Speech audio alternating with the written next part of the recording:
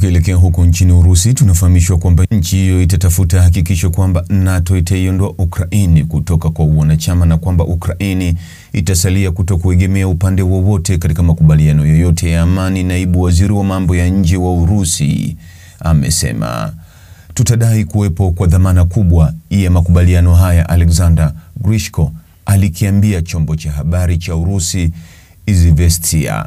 Sehemu ya dhamana hizi inapaswa kuwa hali ya kutoegemea upande wowote ya Ukraini, mbali na kukataa kwa nchi za NATO kuikubali katika muungano, alisema.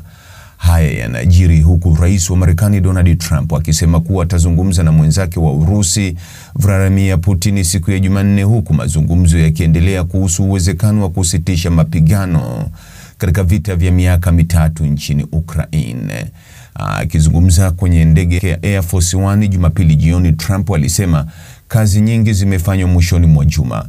Tunataka kuona kama tunaweza kumaliza vita hivyo. Tutakuwa tunazungumza kuhusu ardhi.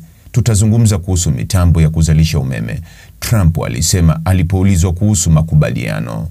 Rais Donald Trump aliongeza kuwa tayari anajadili kugawanya baadhi ya mali kati ya Urusi na Ukraine.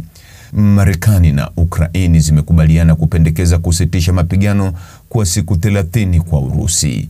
Wakati huo huo, Urusi na Ukraini zimeshambuliana kwa ndege zisizo na rubani usiku kucha, maofisa kutoka nchi husika wamesema.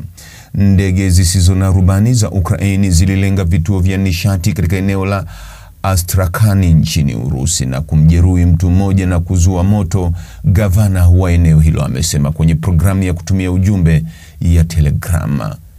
Hali iko chini ya udhibiti, Igor Babshikini anaongeza. Wizara ya ulinzi ya Urusi imesema iliharibu ndege 72 za Ukraini usiku kucha, zikiwemo 36 katika eneo la Kursk.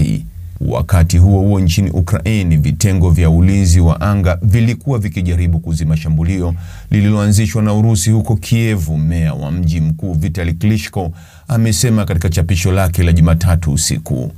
Mtazamaji, ni yapi maoni yako kuhusiana na taarifa hii? Andika maoni yako katika sehemu ya ujumbe hapo chini.